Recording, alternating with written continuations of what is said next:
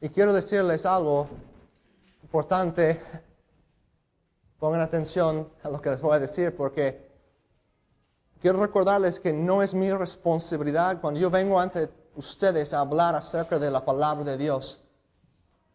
Yo no tengo ningún derecho, ninguna autoridad para expresar mis propias opiniones o mis propias ideas. Yo soy responsable ante Dios, ante el Creador del universo, a decirles lo que la Biblia dice, decirles lo que Dios quiere que ustedes escuchen, lo que nosotros recibamos de Él. No lo que yo pienso que quieren escuchar, sino lo que Dios quiere decirles. Yo no puedo escoger, decir, bueno, me gusta eso, no me gusta eso, así que no vamos a hablar de eso. Si voy a ser fiel a Dios, si voy a ser obediente a Dios, tengo que proclamar todo el mensaje que Dios nos ha dado, sea difícil de aceptar o no, sea bonito o sea muy difícil de aceptar, tengo que ser fiel a predicarlo. Y hoy estamos en un pasaje y estamos tratando un tema muy, muy delicado, muy difícil. Así que les ruego que no salgan cuando empiezan quizás a estar de desacuerdo, que por lo menos esperen para escuchar todo el mensaje hoy. Y quizás algunos de ustedes no van a regresar, yo no sé, pero yo tengo que dejar eso en manos de Dios. Mi deseo es que podamos saber la verdad de Dios. Su deseo para nosotros es que podamos saber y conocer su verdad. Así que, por favor, no salgan. Por favor, no avienten cosas. No avienten la Biblia. Voy a tener que usar eso como un escudo.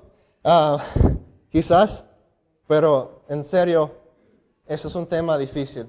Y no lo hago con gusto, pero lo hago en obediencia al Señor, porque sé que su palabra es poderosa como una espada que puede convencer a nuestros corazones.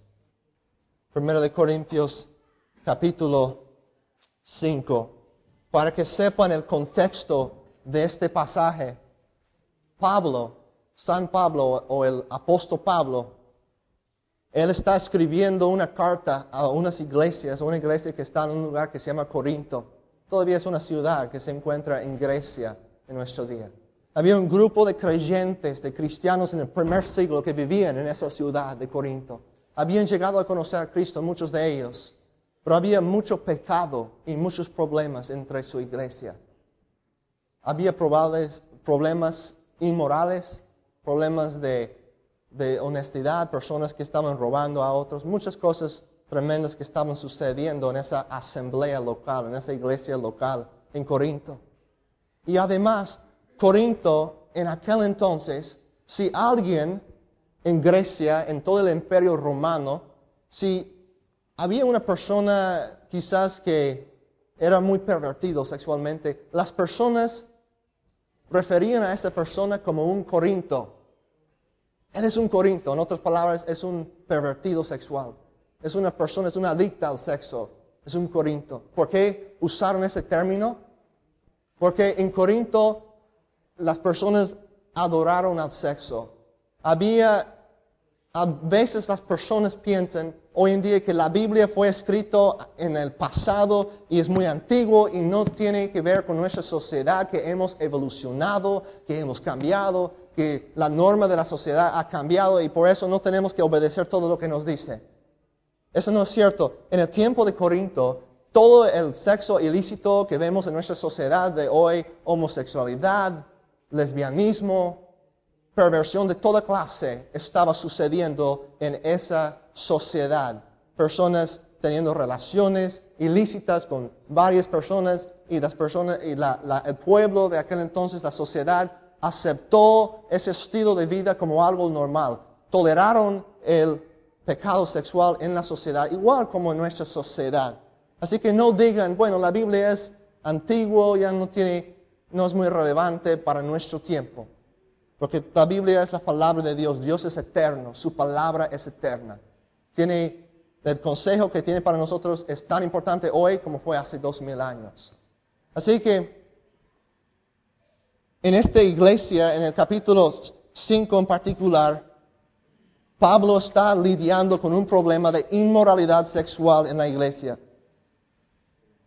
En algunas versiones de la Biblia usa la palabra fornicación. En esta versión de la Nueva Versión Internacional dice la palabra inmoralidad sexual.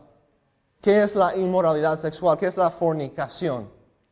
La palabra en el griego, el lenguaje original en lo cual el Nuevo Testamento fue escrito, es porneia. Porneia. Pueden ya deducir que eso es donde sacamos la palabra pornografía. Y esa palabra porneia significaba toda clase de inmoralidad sexual. Como digo, puede incluir pornografía y todo lo que tú puedes imaginar. Yo no tengo que entrar en detalle porque ustedes saben lo que sucede, ¿verdad?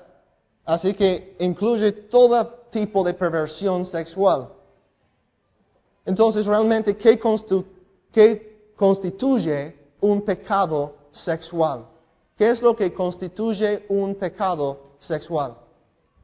Bueno, les voy a decir algo. Dios en el principio creó a Adán y Eva. Adán y Eva. Y en la Biblia, el sexo es algo hermoso y maravilloso, algo que debe ser disfrutado en un matrimonio entre un hombre y una mujer. Cualquier cosa fuera de eso, cualquier acto de sexo fuera de esa unión de un hombre y una mujer en el matrimonio es pecado sexual. Es fornicación, es porneia, es perversión sexual. Cualquier cosa. Dios creó a Adán y Eva, no a Adán y Eva y María y Leticia. Dios creó a Adán y Eva, no a Adán y Juan y José. Dios creó a Adán y Eva, un hombre y una mujer. No dos mujeres, no dos hombres, no tres mujeres y tres hombres, un hombre y una mujer. Ese es el matrimonio bíblico. En nuestra sociedad rechazamos eso completamente. Las personas dicen, tú puedes hacer lo que tú quieres, al menos que la persona tiene consentimiento, los dos son adultos, hagan lo que quieran hacer. No importa si sean dos hombres, dos mujeres, un hombre con un animal, tal perversión de esa clase, o un hombre con varias otras personas, ¿verdad? No tenemos que entrar en los detalles, pero ustedes saben lo que sucede. Y ustedes saben cómo muchas personas dicen, bueno, tenemos que tolerar, es que Dios los hizo así, o nacieron así, y hacemos pretexto por esa perversión. En gran manera lo hacemos porque no queremos que nadie esté juzgando a nosotros también. Pero Dios es el creador, Dios creó el sexo. Y yo no estoy dando mi propia opinión, no estoy diciendo, bueno, eso es como según Natán, como debe de ser. Estoy diciendo lo que Dios dice en su palabra. Y Dios creó el sexo y por supuesto tiene el derecho de decirnos cómo debe ser el sexo. Que no debe ser en ningún sentido fuera de un hombre y una mujer en el matrimonio. En ese sentido, en el matrimonio entre un hombre y una mujer es algo maravilloso que debe ser disfrutado. No es un pecado, es un don, es un regalo de Dios. Entonces, gracias por ese regalo de Dios. Sin embargo, cualquier cosa fuera de eso es fornicación, es porneia.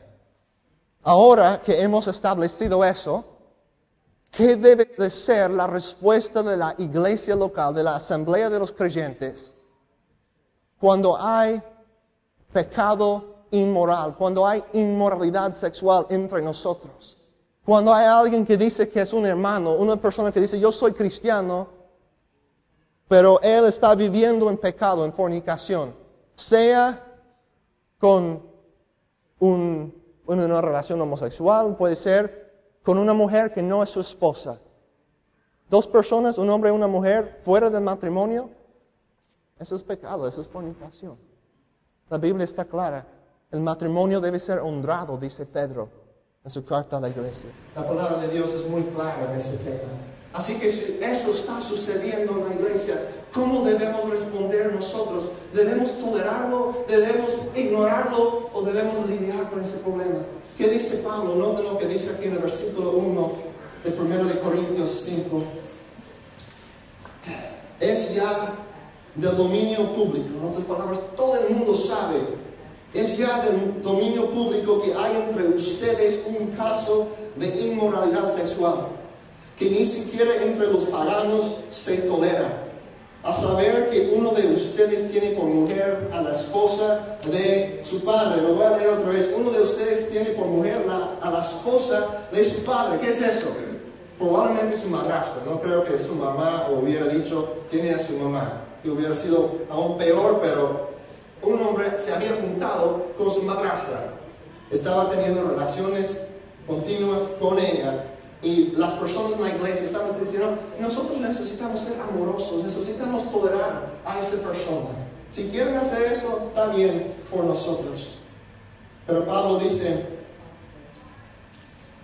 y de esto se sienten orgullosos, el versículo 2, ¿no deberían más bien haber lamentado lo sucedido y expulsado de entre ustedes al que hizo tal cosa?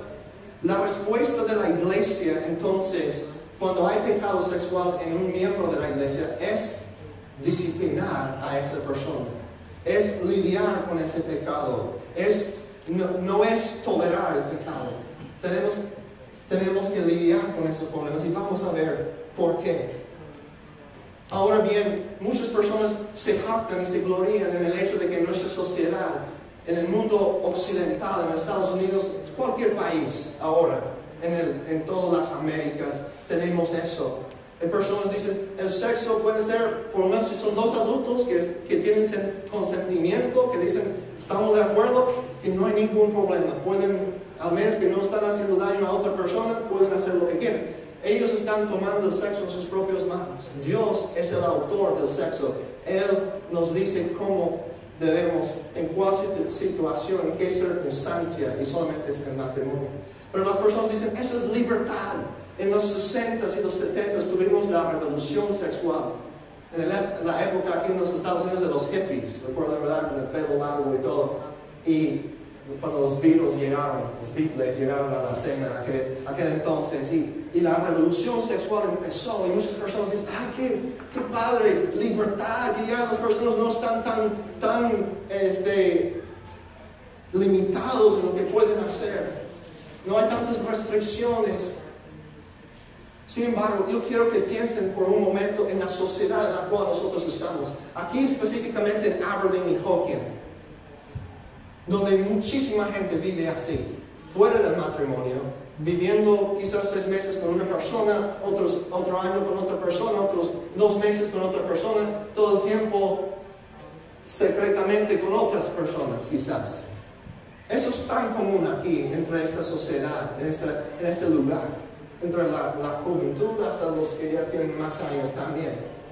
Mucha infidelidad y muchas personas que en ese caso no se juntan un tiempo con diferentes personas. Piensen si realmente eso es libertad. Supuestamente es libertad. No es. Vemos lo que ha resultado de eso, las vidas lastimadas, los niños abandonados, maltratados, los divorcios, todo lo que resulta de eso. Eso no es libertad, es esclavitud. Es que las personas han creído la mentira de Satanás, que Él ofrece algo mejor cuando realmente solamente trae la muerte. Dios solo quiere lo mejor para nosotros. Cuando en el jardín de Edén, ustedes saben eso, muchos de ustedes que han estado en nuestra serie de Génesis, el árbol prohibido ahí fue la única cosa en todo el jardín que fue prohibido. Adán y Eva estaban libres para hacer todo lo que querían hacer, al menos no pudieron, la única cosa que no pudieron hacer fue tomar el fruto de ese árbol. ¿Y por qué? Fue la única cosa en todo el mundo que pudiera causarles daño. Cuando Dios nos prohíbe hacer algo, es porque Él quiere protegernos. No es porque Él quiere quitar nuestra libertad, Él quiere darnos libertad verdadera. Muchas personas están en la esclavitud al pecado porque han creído la mentira del enemigo. Así que la iglesia no puede tolerar el pecado entre sí. Note lo que dice el versículo 3. Yo por mi parte, aunque no estoy físicamente entre ustedes, dice Pablo, sí estoy presente en espíritu. Y ya he juzgado como si estuviera presente al que cometió este pecado. Pablo dice, yo he juzgado a esa persona. Aunque no estoy presente, yo sé lo que está pasando. Todo el mundo, de hecho, sabe lo que está pasando. Y ya, aunque yo no estoy ahí, yo sé todo lo que está pasando y ya he juzgado a esa persona. Aquí con esa palabra viene un problema, porque hay un versículo con un problema aparente, no es problema realmente, pero muchas personas van a decir, pues, ¿no dijo Jesús en alguna ocasión que no debemos juzgar? Vamos a verlo aquí en Mateo capítulo 7, las palabras de nuestro Señor Jesucristo. Dijo, no juzgan a nadie, para que nadie los juzgue a ustedes. Porque tal como juzgan, se les juzgará, y con la medida que midan a otros, se les medirá a ustedes. Entonces, Él dijo, no juzgan, pero tenemos siempre, cuando estamos leyendo y estudiando la Biblia, escuchen bien, tenemos que evaluar y estudiar el contexto. Eso significa que no tomamos un versículo sin ver lo que los otros versículos alrededor están diciendo, para asegurar que no estamos interpretando de una manera errónea el pasaje. Por ejemplo, si tú lees un versículo que dice que Judas se fue y se colgó, no vas a decir, bueno, quizás eso es lo que Dios quiere que yo haga. Eso sería un ejemplo muy extremo de una mala interpretación de la Biblia.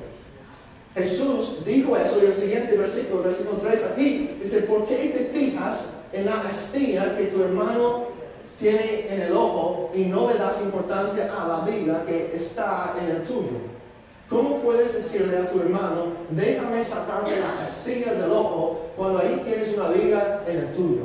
Hipócrita, saca primero la viga de tu propio ojo y entonces verás con claridad para sacar la astilla del ojo de tu hermano. Lo que Jesucristo está diciendo, que no debemos juzgar a otras personas cuando tenemos pecado en nuestra propia vida. Debemos examinar nuestra propia vida primero antes de ir y hablar con otra persona acerca de su pecado. Entonces cuando Él dice no juzgan, Él está diciendo ten cuidado antes de ir a juzgar a otra persona, porque nota en Juan, en el siguiente versículo, Juan 7, Jesús nos dice claramente, no juzgan por las apariencias, pero juzgan con justicia. Así que sí debemos juzgar en ciertas ocasiones, pero con justicia, no por las apariencias. Pero en este pasaje de Mateo 7, Él está dando una advertencia acerca de la hipocresía. Si yo tengo una viga en mi propio ojo y estoy diciendo a otra persona, mira, tú tienes esa astilla en tu ojo, esa persona va a decir, ¿quién eres tú para decirme que yo tengo una astilla? Tú tienes una viga en tu ojo, tienes un problema mucho más grande que mi problema. Entonces primero tengo que sacar la viga de mi propio ojo para poder ir y hablar con la otra persona acerca de ese problema pequeño que tiene. Y luego puedo decir, mira, tú tienes una astilla en tu ojo. Yo sé que debes lidiar con eso porque yo antes tenía una viga en mi ojo y no es una buena cosa para tener. Así que necesitas lidiar. Pero entonces primero tenemos que lidiar con nuestro propio pecado antes de poder juzgar a otra persona. Pero como Jesús dijo, cuando juzgamos debemos hacerlo con justicia. Entonces Pablo dice, yo ya he juzgado a ese hombre perverso, ese hombre que está cometiendo perversión, fornicación, inmoralidad sexual. Versículo 4. Noten esta parte del pasaje. Cuando se reúnan en el nombre de nuestro Señor Jesús y con su poder, y yo los acompañe en espíritu, entregan a este hombre a Satanás para destrucción de su naturaleza pecaminosa, a fin de que su espíritu sea salvo en el día del Señor. ¿Qué quiere decir eso? Dice, cuando están juntos en la iglesia, congregados en el nombre del Señor Jesucristo, como estamos hoy, dice, entregan a esa persona a Satanás. Ese hombre que está siguiendo su pecado, que no quiere arrepentirse, dice que es un cristiano, pero está dando un mal nombre a todos los demás porque está viviendo un pecado inmoral. Dice, entréganlo a Satanás. ¿Qué quiere decir eso? Entregarlo a Satanás. ¿Quiere decir que lo llevemos a los brujos, a las brujas o algo así? No creo. La Biblia dice que Satanás es el príncipe ¿de qué? El príncipe de este mundo. Así que entregar a una persona a Satanás es sencillamente dejarlo ir en el mundo. Todos los que están en el mundo, si lo saben o no, pertenecen a Satanás. Jesús dijo, solamente hay dos clases de personas: hijos de Dios, hijos de Satanás. Para entregar a alguien a Satanás es sencillamente dejarlo ir a hacer lo que quiera hacer. Es decir, si tú vas a seguir en ese pecado, si vas a portarte como una persona del mundo, te vamos a dejar en el mundo. Si rehusas arrepentirte.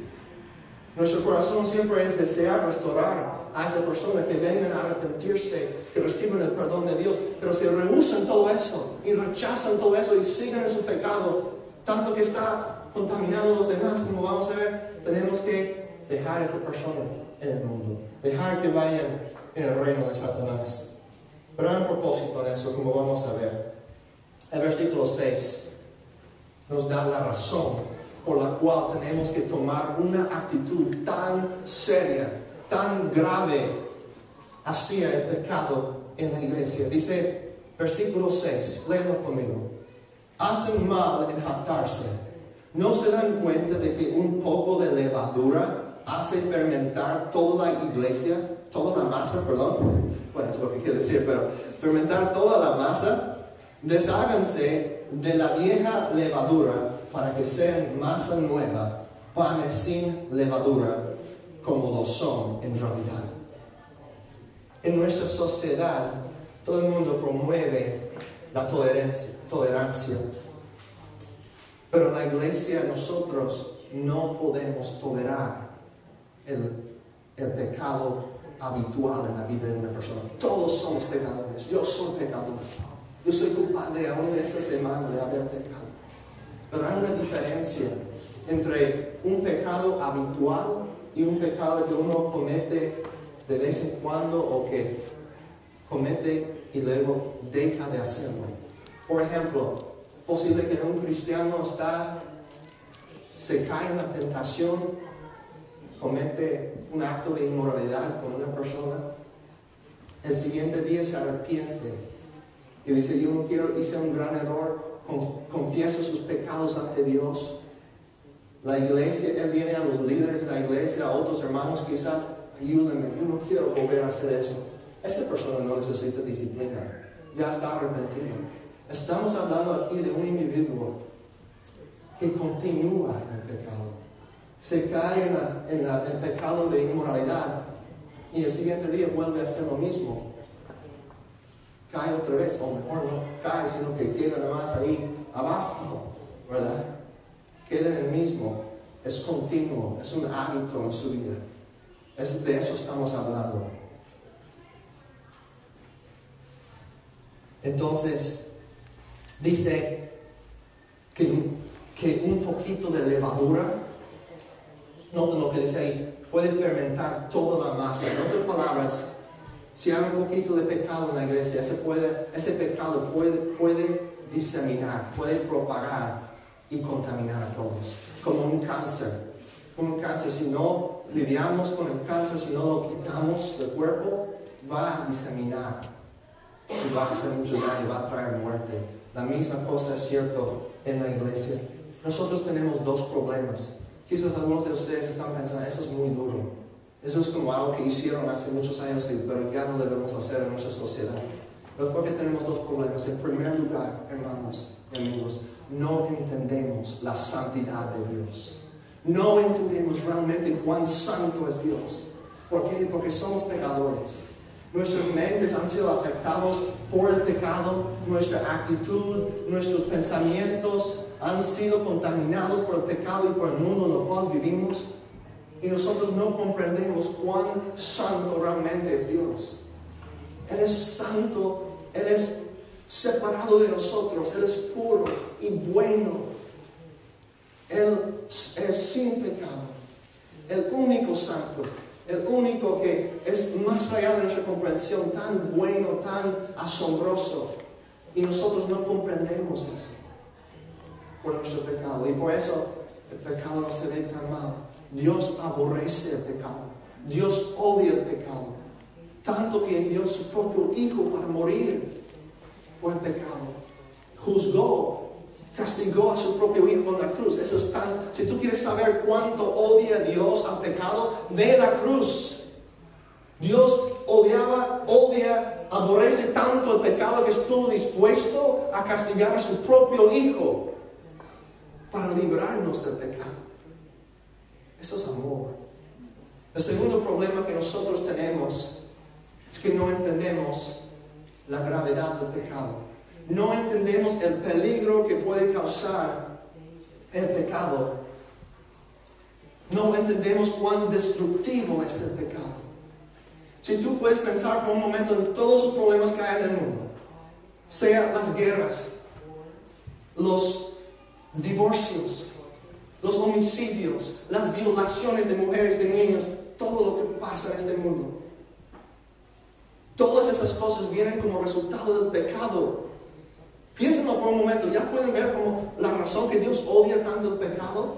Él sabe que para nosotros se ve como algo atractivo muchas veces, pero trae la muerte, conduce a la muerte.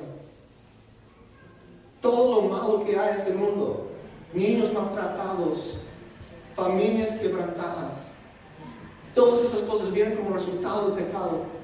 Nosotros muchas veces pensamos, es algo pequeño, vamos a ignorarlo, vamos a tolerarlo. Dios sabe lo que el pecado hace, y los hijos de Dios deben tener una actitud más seria en cuanto al pecado, entender que el pecado trae destrucción, que trae muerte. Es como un cáncer. Si Carlos tuviera en su cuerpo un cáncer y él decía, pues realmente yo no quiero ir al hospital, no quiero lidiar con ese problema, mejor lo voy a ignorar. Yo diría, Carlos, eso es ridículo, despiértate, necesitas ir al hospital, necesitamos quitar ese cáncer, si no vas a morir. Y lo mismo es cierto, si hay pecado en la iglesia, un hermano, una persona que dice que es un hermano y está en pecado, y nada más dejamos eso, va a diseminar y afectar a todos. Tenemos que lidiar y disciplinar el pecado. Muchos pastores, muchos obreros en las iglesias, ministros, no hacen eso. Tristemente la gran mayoría no lo hacen. Yo sé por qué, porque no es fácil hacerlo.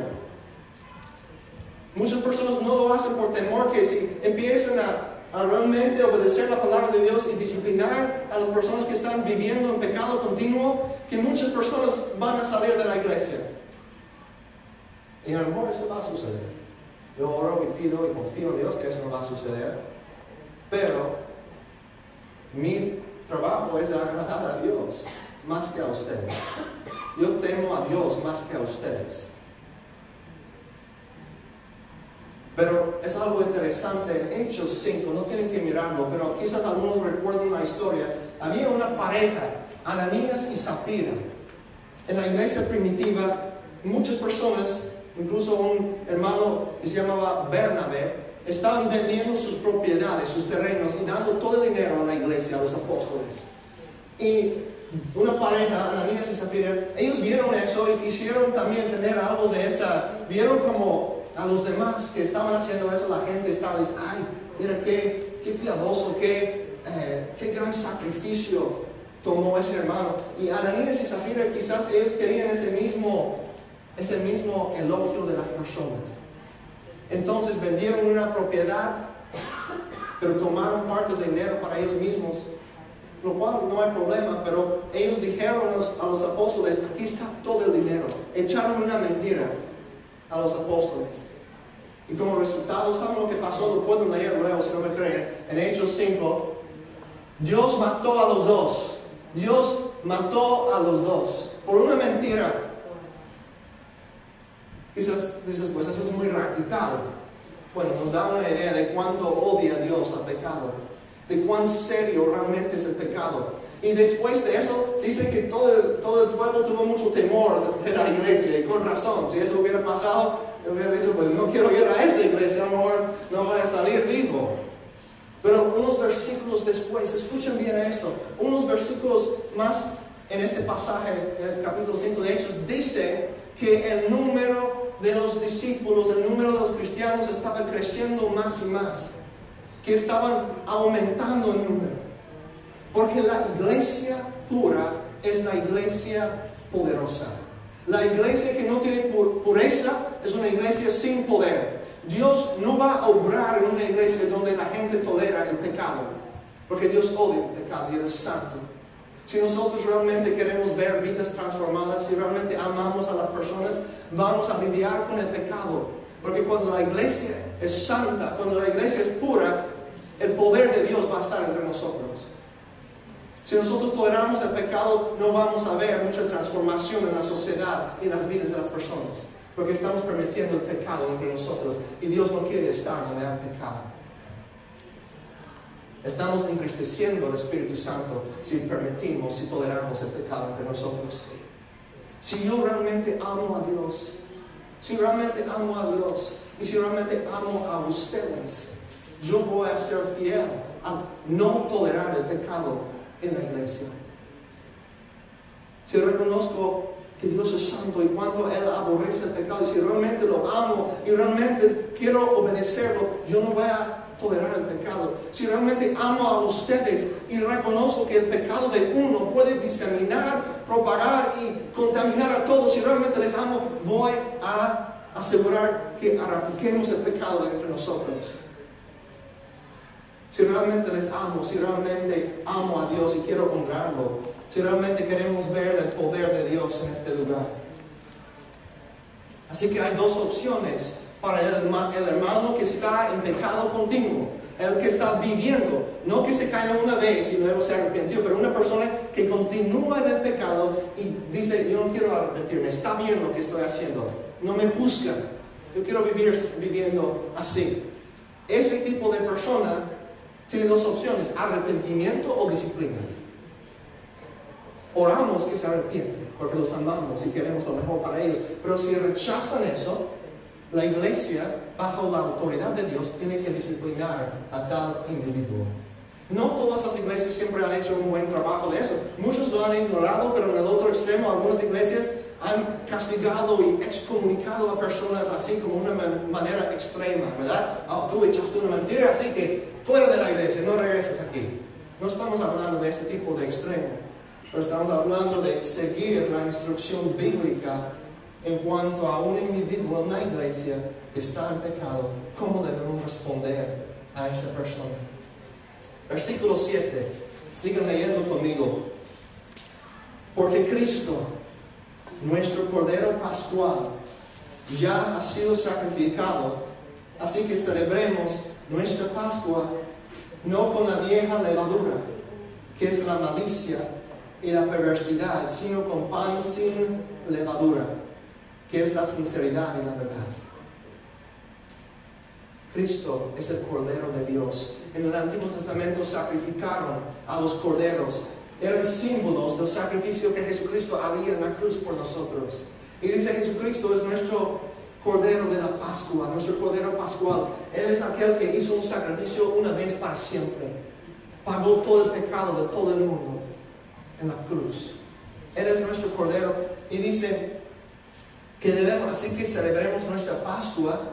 Recordamos a Jesucristo, tomamos de la Santa Cena, no con malicia y la perversidad, sino con sinceridad y la verdad. Quiero que veamos al pecado a la luz del cruz de Cristo. Cristo vino. Vamos a celebrar aquí en unas semanas la Navidad. Cuando Jesucristo se hizo hombre, nació en un pesebre en Belén. Piensen en eso, el Dios Todopoderoso que hizo las estrellas, que hizo el océano, todo lo que hay, el cuerpo humano, todas esas maravillas. Ese Dios tan asombroso, tan sabio, más allá de nuestra comprensión, se hizo pobre, se humilló y murió en la cruz por nosotros. Pero antes de ir a la cruz, Él creció y vivió una vida sin pecado.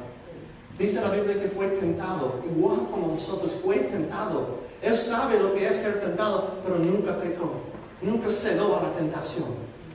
Y Él, como el único hombre perfecto, como el único que jamás ha vivido y nunca pecó, Él fue a la cruz y pagó el castigo que tú y yo no podemos pagar, porque merecemos la muerte. La única manera que nosotros podemos pagar es pasar toda la eternidad separado de Dios en el infierno. Y Dios hizo todo lo posible para que ninguno de nosotros tuviéramos que ir a este lugar. En amor a Jesucristo, el Santo de Dios, el puro, el Cordero sin mancha, murió en nuestro lugar, derramó su sangre por nosotros para darnos libertad del pecado. Así que cuando un cristiano, cuando una persona que dice, oh sí, yo creo en Jesús, Yo sí creo en la Biblia, yo sí he aceptado a Jesucristo, yo lo tengo en mi corazón. Cuando una persona así está viviendo en pecado y lo sabe, no es ignorante, sino que sabe que está en pecado, realmente es como si estuviera pegando a Jesús en la cara, diciendo, no me importa lo que hiciste por mí en la cruz. Aunque pagaste por ese pecado, lo voy a hacer de todos modos, porque quiero agradarme más a mí que a ti.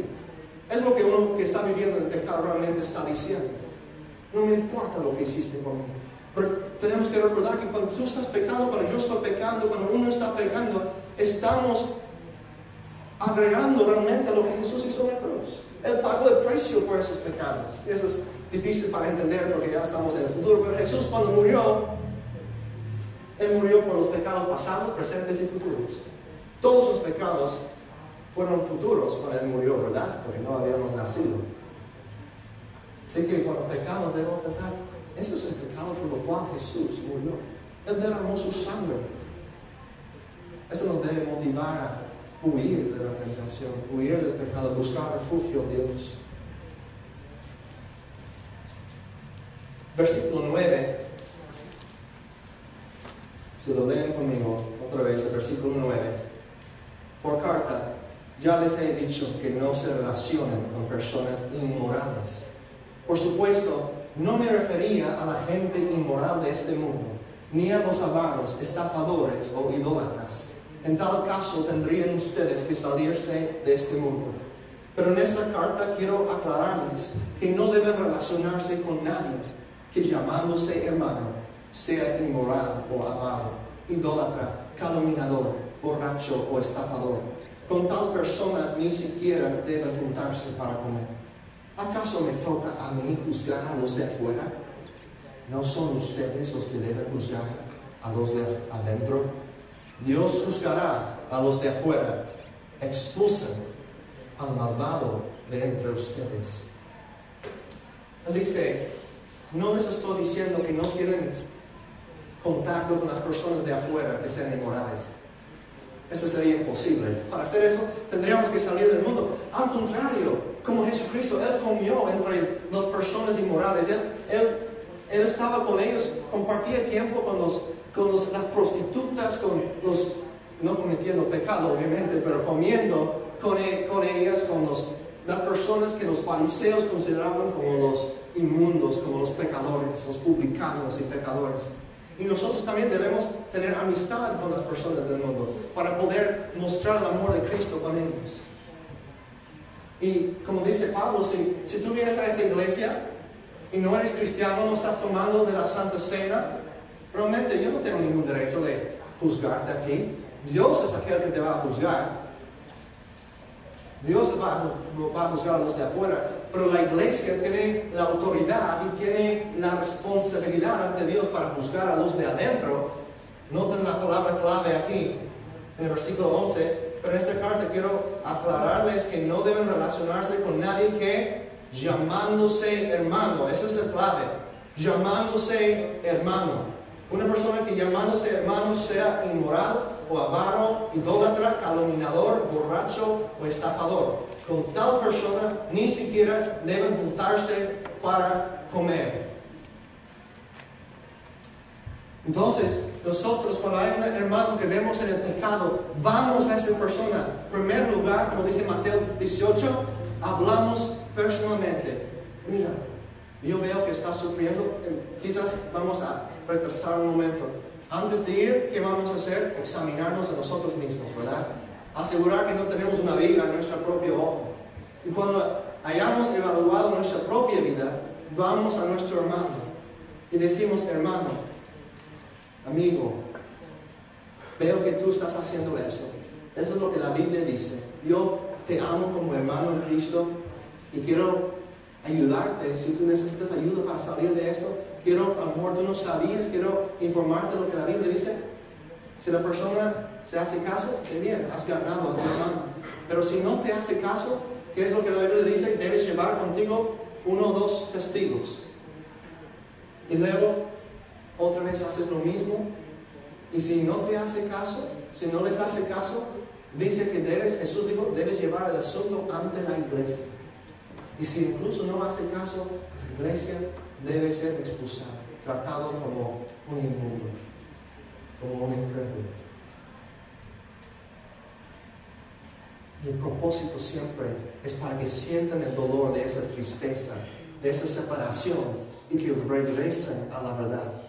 No es como cuando tú y yo disciplinamos, quizás no tú, porque no todos tienen hijos, ¿verdad? Pero cuando yo, o los que son papás, tienen sus hijos y los disciplinan, si somos buenos papás, disciplinamos a nuestros hijos, no con mala gana, no con malas intenciones como de castigarlos nomás, pero lo hacemos con un propósito. ¿Qué es el propósito? Que obedezcan, ¿verdad? Que no vuelvan a cometer la misma cosa otra vez. Los estamos instruyendo, los estamos enseñando. Y Dios hace lo mismo con sus hijos. Cuando Dios, por medio de la iglesia local, disciplina a las personas que están viviendo el pecado, practicando el pecado, es con el propósito, con el deseo, con el anhelo, que van a sentir el dolor de esa separación y van a regresar a la verdad, van a regresar a la comunión con los creyentes y recibir el perdón de Dios. Quizás algunos van a pensar, bueno, eso es como discriminación. Es como discriminación que tú vas a decir a ciertas personas, si rechazan creer, rechazan arrepentirse, que no pueden venir a la iglesia. Bueno, les voy a decir algo, sí es discriminación. Pero no toda la discriminación es mala. Obviamente hay muchas clases de discriminación que sí son pecado, tal como discriminación racial, ¿verdad? Pero todos los días en nuestra sociedad discriminamos de una manera buena. Si un hombre que ha violado a niñas llega a la escuela pública y dice, yo quiero ese trabajo de maestro, ¿piensa que le van a dar el trabajo? No, van a discriminar contra él, ¿verdad? Y qué bueno, qué bueno. Aquí en Washington, si tú fumas, no puedes entrar en un restaurante, ¿verdad? Van a discriminar contra ti. Y es para el bien de los demás. Si tú quieres manejar borracho, van a discriminar contra ti, el policía. Y qué bueno, ¿verdad? Hay discriminación buena también. Y nosotros reconocemos la gravedad del pecado. Tenemos que alejarnos de las personas que rehúsan arrepentirse, o sea, personas que se llaman hermanos. Una persona puede entrar a esta iglesia viviendo en pecado, pero si no dice que es un cristiano, yo no tengo ningún derecho de decir, ay, no puedes venir aquí. De hecho, yo estoy feliz que están aquí, porque pueden escuchar la verdad y dejar su pecado. Dios es aquel que va a buscar a los de afuera. Pero nosotros, como dice aquí, tenemos que expulsar al malvado de entre nosotros. Nuestra esperanza siempre es la restauración. Quiero ver un pasaje en Hebreos capítulo 12. Hebreos está más adelante. Hebreos casi hasta el final del libro de Hebreos capítulo 12. En efecto, nuestros padres nos disciplinaban por un breve tiempo como mejor les parecía. Pero Dios lo hace para nuestro bien, a fin de que participemos de su santidad. Ciertamente ninguna disciplina en el momento de recibirla parece agradable, sino más bien penosa. Sin embargo, después produce una cosecha de justicia y paz para quienes han sido entrenados por ella. En Mateo 18 tenemos lo que Jesús enseñó acerca de ese tema. Dijo, si tu hermano peca contra ti, ve a solas con él y hazle ver su falta. Si te hace caso, has ganado a tu hermano. Pero si no, lleva contigo a 1 o 2 más, para que todo asunto se resuelva mediante el testimonio de 2 o 3 testigos. Y continúa al siguiente versículo. Si se niega a hacerles caso a ellos, díselo a la iglesia. Si incluso a la iglesia no le hace caso, trátalo como si fuera un incrédulo o un renegado. Les aseguro que todo lo que ustedes atan en la tierra quedará atado en el cielo, y todo lo que desatan en la tierra quedará desatado en el cielo. Eso se refiere al mismo principio de entregar a esa persona a Satanás. Es decir, que cuando una iglesia local, en obediencia a Dios, deciden disciplinar a una persona, que Dios reconoce esa decisión y disciplina por medio de la iglesia a ese individuo. Y cuando las iglesias rehúsan hacer eso, la cosa, sea un hermano en pecado, la cosa menos amorosa que yo puedo hacer es ignorar el problema. Si realmente amo a ese hermano, voy a tener el valor para hablar con él. Y si no se arrepiente, voy a tener el valor de disciplinarlo. Porque eso es realmente, como dice aquí en Hebreos, la promesa después produce una cosecha de justicia y paz para quienes han sido entrenados por ella. La disciplina de Dios resulta en la restauración de un verdadero hermano. Y otras veces demuestra que realmente alguien no era de Dios y solamente estaba fingiendo como una hipócrita.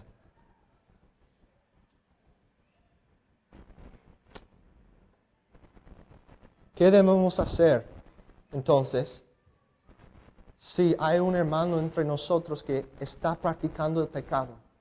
Si realmente amamos a Dios, si realmente amamos a los hermanos, ¿qué es lo que debemos hacer?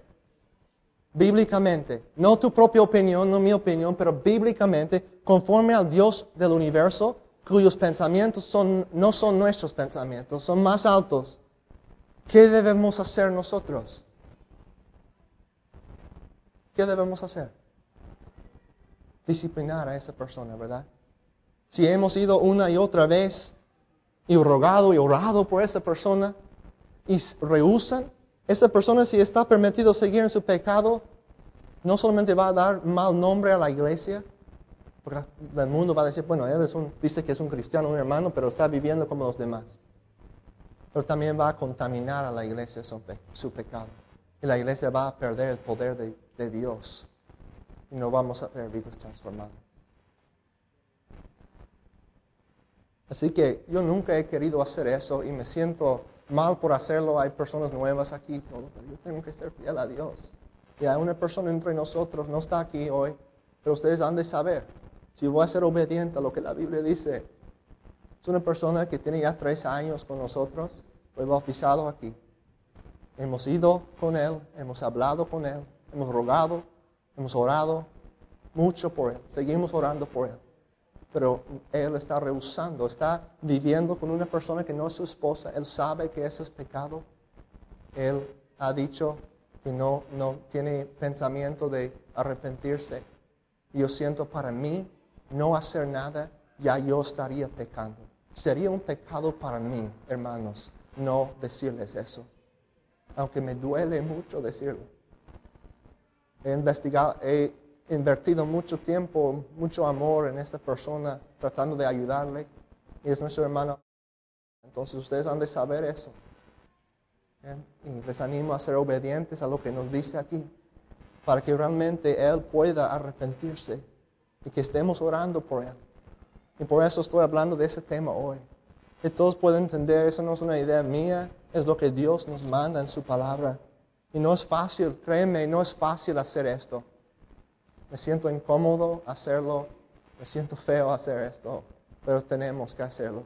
Yo amo a Dios, yo amo a ustedes y no puedo permitir eso. Así que eso puede servir también, dice en 1 de Timoteo 20, los que están en pecado deberían ser reprendidos delante de toda la congregación, la cual servirá de firme advertencia para los demás. Se sirve como una advertencia. Bueno, como iglesia nosotros deseamos ser puros y limpios, deseamos lo mejor para cada uno de ustedes. Si hay un hermano en pecado que rehúsa arrepentirse, esa es la acción que debemos y tenemos que tomar. Así que voy a orar por él y les quiero animar a ustedes que son creyentes, por favor estén orando por nuestro hermano. Que estén orando por él, que Dios pueda usar esa disciplina para llevarlo al arrepentimiento. Dios ha obrado en su vida, él ha salido de la drogadicción, del alcoholismo. Yo tengo temor que lo que está haciendo con esa persona, él está ahora en camino otra vez a lo mismo. Así que nosotros no podemos cerrar nuestros ojos e ignorar eso. Necesitan orar por él, lo amamos como nuestro hermano. Yo le dije que yo iba a tener que hacer eso. Entonces él sabe, pero voy a orar, no sé qué más decir. Padre Santo, oh Dios, Padre, te pedimos que tú obres en la vida de Señor, que tú estés obrando en su corazón. Señor, que Él pueda venir otra vez al arrepentimiento, que pueda tener la vida de paz, la vida de gozo y amor que tú tienes para Él, Señor. Que no ande más, Señor, en el pecado. Oh Padre, te pido que convenzcas a su corazón, que pueda recibir perdón de ti, Señor. Padre, lo ponemos en tus manos, Señor.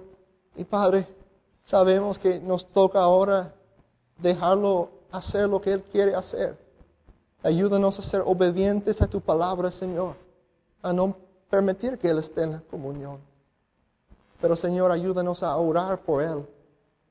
Ayúdanos a recordarlo en nuestras oraciones, Señor. Ayúdanos a examinar nuestros propios corazones también, para averiguar que no hay pecado en nosotros, Señor. Que podamos lidiar con cualquier pecado, que podamos confesarlo ante ti, Señor.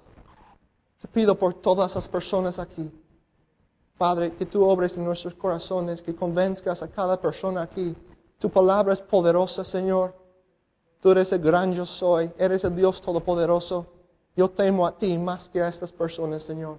Yo te pido que obres en sus corazones, que las personas puedan ver entre nosotros un amor verdadero, que puedan ver entre nosotros un amor que ama tanto que no está dispuesta a tolerar el pecado que trae destrucción a la alma y el cuerpo. Oh Padre, pido por todos aquí, te doy gracias por este tiempo que hemos podido ver la verdad de tu palabra, aunque es una verdad difícil. Señor, gracias que tú nos das las instrucciones que necesitamos para esta vida. Confiamos en ti y te alabamos y te exaltamos. No hay nadie como tú, Señor. En el nombre de Jesús, aquel que aunque fue tentado, venció la muerte, venció el pecado, venció a Satanás, venció al infierno. Y ahora está a la diestra del Padre, donde vive para siempre para interceder por nosotros, como nuestro gran sumo sacerdote. Te damos gracias por eso, que si confesamos nuestros pecados, tú eres fiel y justo para perdonar nuestros pecados y limpiarnos de toda maldad. Gracias te doy, Señor.